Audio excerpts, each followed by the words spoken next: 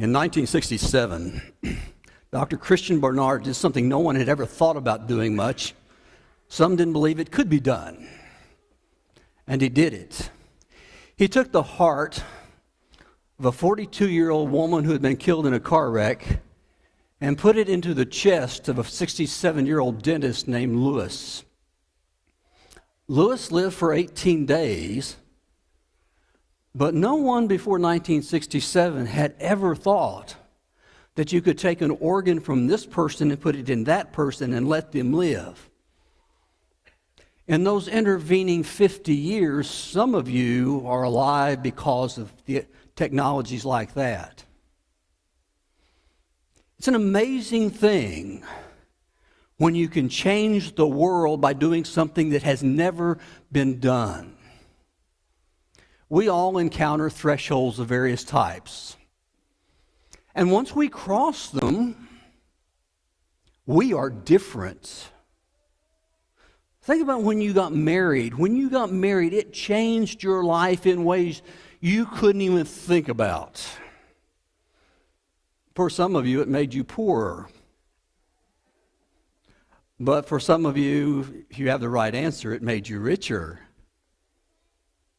When you had children, and you held that little bundle of joy, and you wondered, what in the world have I gotten myself into? It has changed life like you have never imagined. But it is also true about things that we never think about doing. And for God, there are some thresholds that we've got to cross. And once crossed, changes everything. And there are two men in Acts chapter 10 that have to cross a threshold. And God shows them how. The first is a man named Cornelius. Cornelius he's a centurion. He's the commander of 100 men stationed at the garrison of Caesarea on the seacoasts of Palestine, where the king would take up residence from time to time. He was a commander of the Italian horde. Centurions were the backbone of the Roman army. When the army moved, they moved on the back of centurions. And he was one of those kinds of men. He has an allegiance to Rome, a powerful allegiance to Rome. But there's something different about Cornelius. He feared God. There are those Romans who had grown weary of the fairy tales of paganism, the gods who fought it out, the fairies, the fantasies. It gave no structure to life, just confusions. And so Cornelius started to look for something that would give his life purpose. He could look into the heavens and he could see the majesties of the skies. And he thought there has to be a God behind this. And he found somebody who could tell him about that God, and that was the Jews. And they gave him structure in his life he did not have. They gave him purpose in his life he did not have. But he would always be a Gentile. But he was a good man, too. When people were poor, they depended on the gifts of others. There were no social structures. And so he would give alms as needed. Soldiers didn't make a lot of money. But what he had, he gave. And he prayed. We don't know what his prayer sounded like. He was not trained, and he had not been going to church like most of us have forever.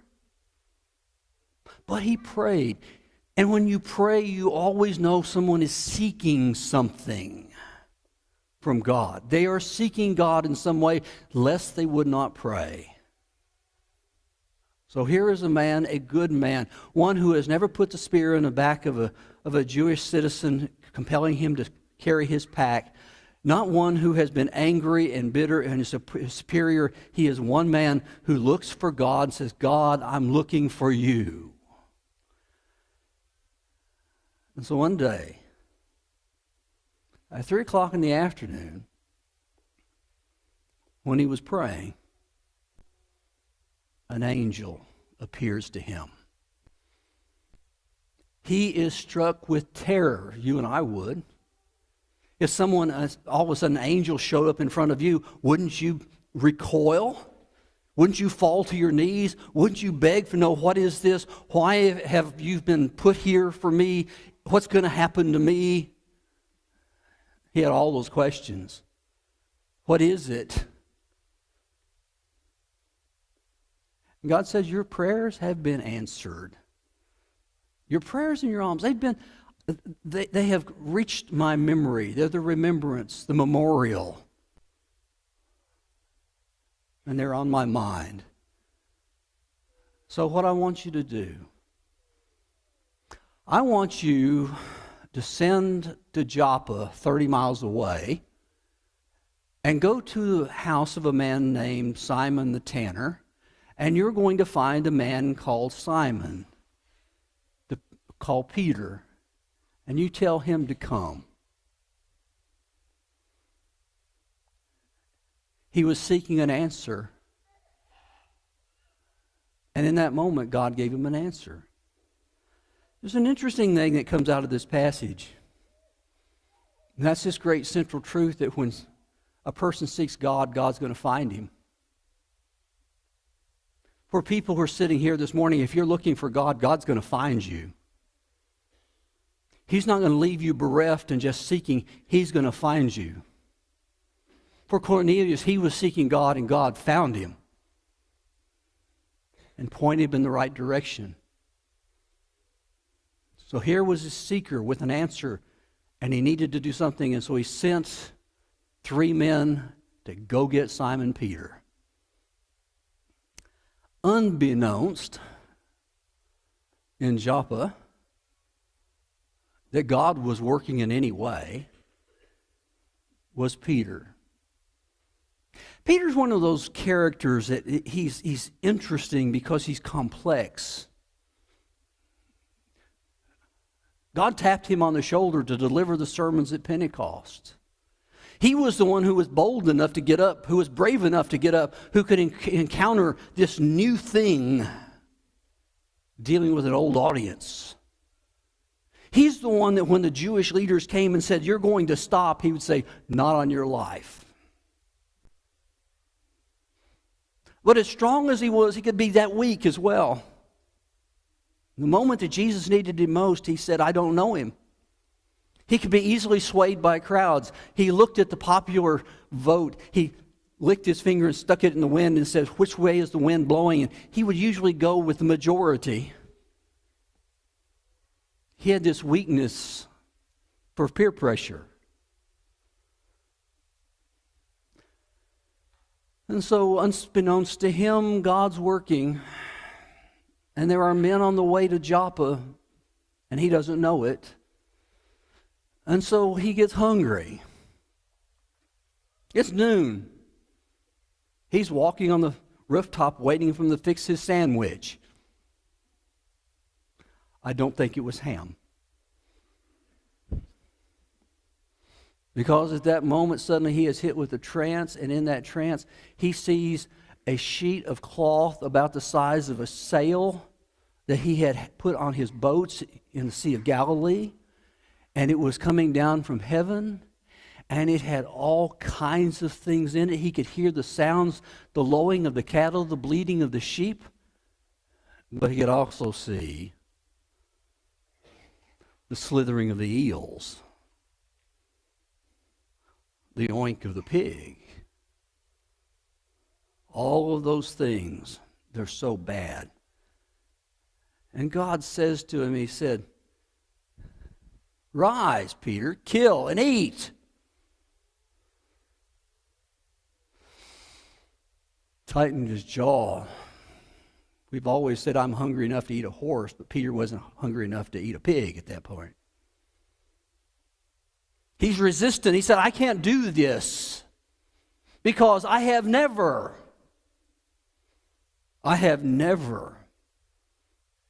eaten anything common or unclean. Now you hear the Jewish mind clearly. It was binary. It was common or holy, unclean or clean. And all the world was divided into these two pieces: clean, unclean, common or holy. They did it with food. They did it with people too. There were people who were common. And you didn't touch them like you didn't touch the eel, and you didn't touch the pig, and you didn't touch any of that stuff. You didn't touch those people either. Peter knew that. Peter knew what his friends were like. They knew what they were going to say. He knew the common complaint that would come. Because in just a chapter, when he had to explain himself, they would pound the table and they would accuse me and say, you went to uncircumcised men and you ate with them. You ate the common. You ate with the unclean. How come?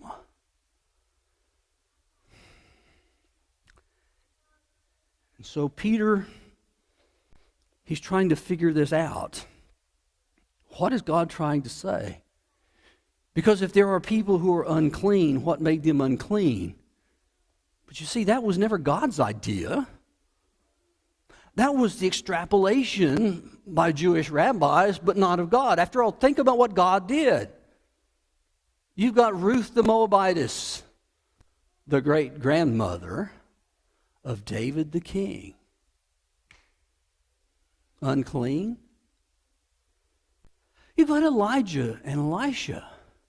Both go into Gentile territory. Both stay with Gentile women. Both eat from their table and their food and heal their children. And then there's Jonah, so resistant that God says, no, I want you to go to Nineveh. It's never been God's idea to make this kind of separation. This was a man's idea. This was a human idea. Probably because we get accustomed to certain things and we make what our custom is into gospel. And we get so used to something that's normal. And anything that's not normal is abnormal. And anything that's not right is wrong. So while God's sending all these people, the Gentiles, the Jews said, they're not like us. Why should we bother with them? And so it was with Peter. He's asking himself the question, do I eat or do I not? And God lets him keep thinking about it. For 2 more times, the sheet comes down, the command is given, the sheet comes back up, and he has to ponder. There's another great truth out of this passage that says when Christians are reluctant, God works on their perceptions. There are times when we feel uncomfortable, we don't like the struggle. That may be God working on your perception of the problem, of the people, of the things. Because we have human perceptions, not always divine ones. And so sometimes God works on our perceptions in the worst possible way for us. And he did with Peter, and he let him twist and he let him turn, and he let him feel the anxiety of the moment. Do I eat? Do I not eat? What do I do? What's next? I don't understand all this. What is God trying to tell me? You can almost hear his mind turning in Acts chapter 10 when it's interrupted by a knock on the door. Peter, someone wants to see you. They called, and he goes down, and he meets three men. One is a soldier. It's never a positive sign when soldiers show up at Jewish doors. And two servants. And they come and said, Cornelius, this God-fearing man, who is well spoken of by the whole Jewish nation, was directed by an angel to send to you, to come to his house, to hear what you have to say. Now suddenly, the question is not, do I eat or not eat? It is, do I go or do I not go?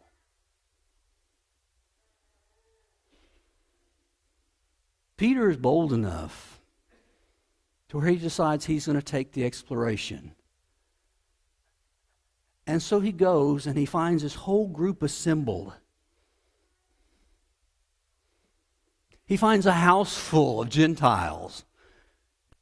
And as he looks, his eyes must have been as big as saucers, because he said, you know perfectly well that it's unlawful for a Jew to associate with you.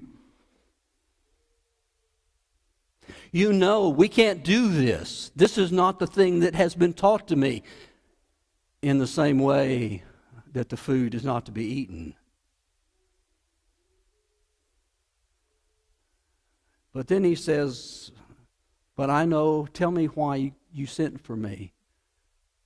And Cornelius relates the story, and suddenly everything clarifies for Peter. Everything comes out. He now knows exactly what God's trying to tell him.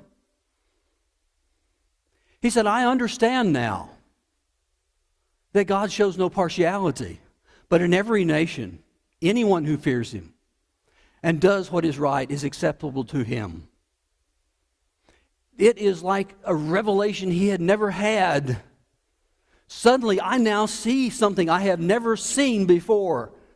There is something about God and what he wants me to do and what he wants us to do that I have never seen him say before. But what does all that mean? Just three things. God shows no partiality. God sees all faces the same. That word partiality means to look in the face. Sometimes we look down on people. Sometimes we look up to people. But to those who we care about, we look into their face. And God sees all faces the same.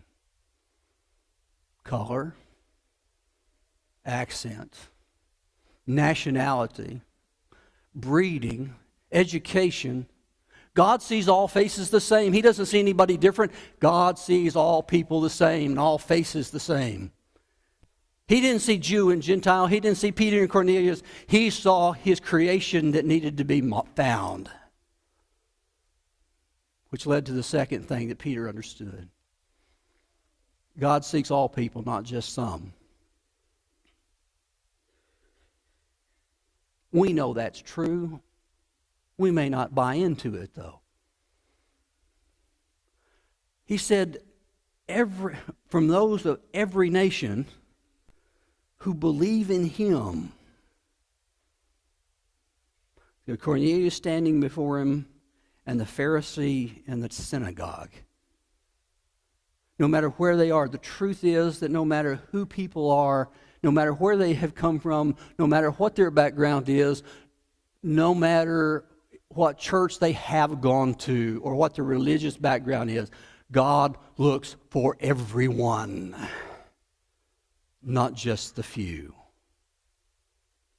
And Peter says, I know that now. But then something happened to him. What happened to him was, suddenly this manifestation, it looked like Pentecost revisited. The Spirit comes, the tongues are there again, like it was on the day of Pentecost. And somehow there is this barrier that is broken open. There's this tear in the fabric of eternity where God puts all things open. And when he sees all of this, Peter asks another question: who are we to stop it?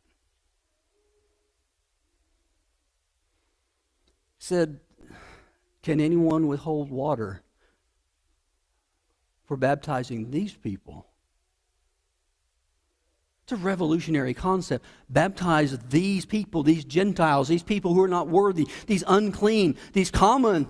You're supposed to baptize? Yes. Who can stand in the way of God and His plan?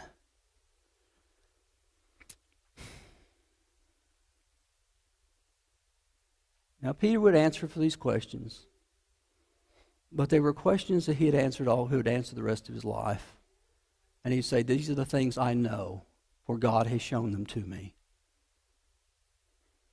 That God sees all faces the same. That God sees all people, not some. That who am I to stand in the way of God? And so Peter had to cross this threshold. It was difficult for him. This was not as easy as it sounds in Acts chapter 10. He really had to ponder, and he really had to do something he didn't know how to do. But he crossed the threshold, and it changed the whole flow of human history at that particular moment.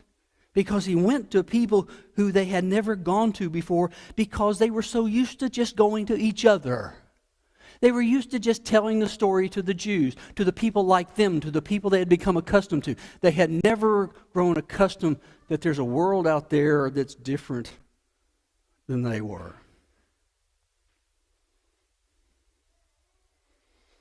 "45 years ago, this is what Richardson looked like. This is the 1973 class at J.J. Pierce High School.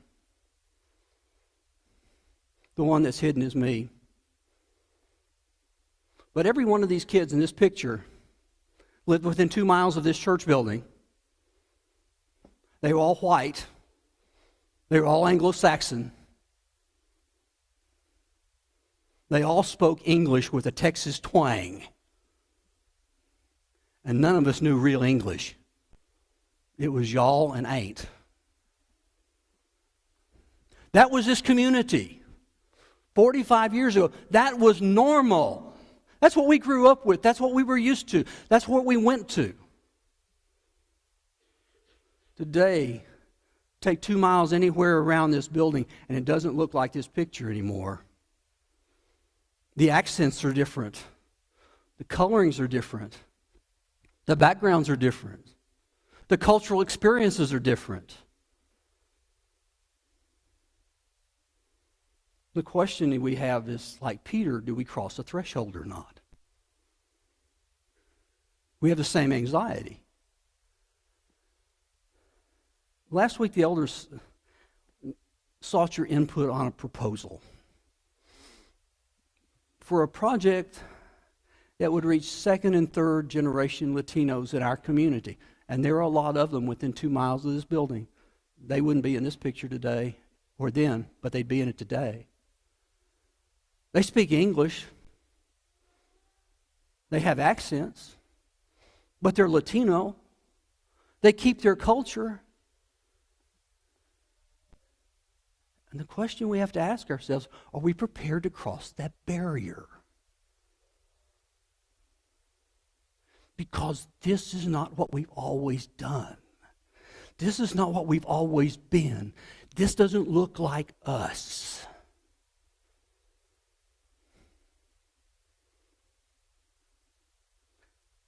And they want your feedback, so give it to them.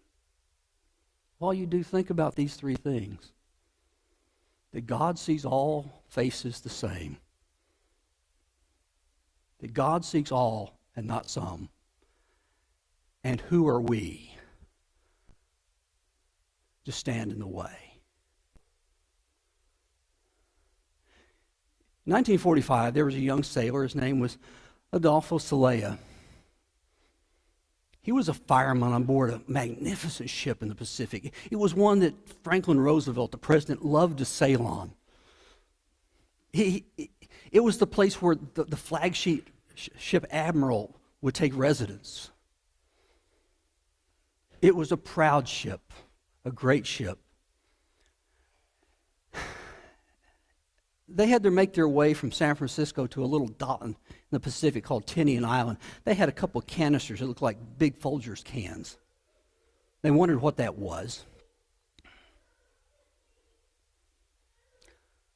When they dropped it off at Tinian a few weeks later, we'd all know, were the atomic bombs that fell in Hiroshima and Nagasaki.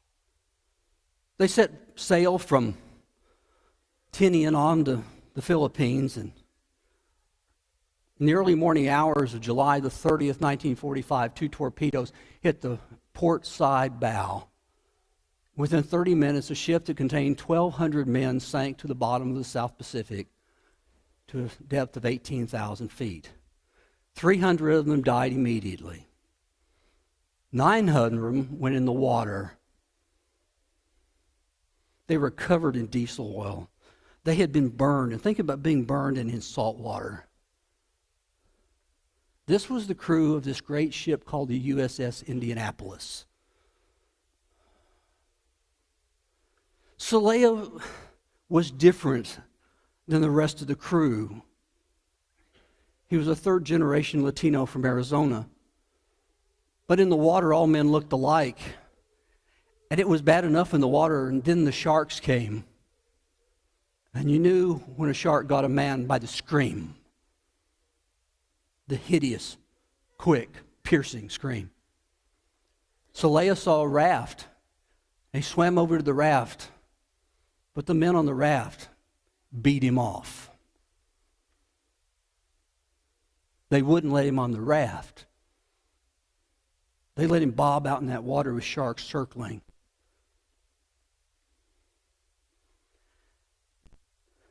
And he did that for the better part of that day until he saw another raft drift by. And he thought, I'll try again. And he went to that raft. And they pulled him aboard. And out of the 900 men that went into the water, he was one of the 300 who survived. Because someone let him on their raft. Our question's simple. Do we let people on the raft or don't we? It's not hard. It's not complicated. Do we let them on or do we not? Because I can tell you, if you're here this morning and you're trying to find a way to get to heaven, God's going to put you on his raft if you'll seek him. Because anybody that seeks God, God finds. And this morning could be your turn to do what God wants you to do while we sing.